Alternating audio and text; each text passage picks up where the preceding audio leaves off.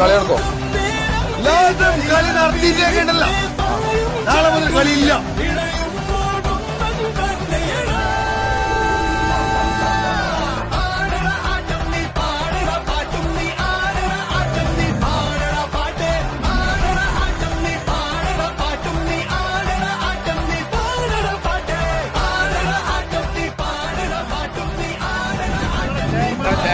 chairman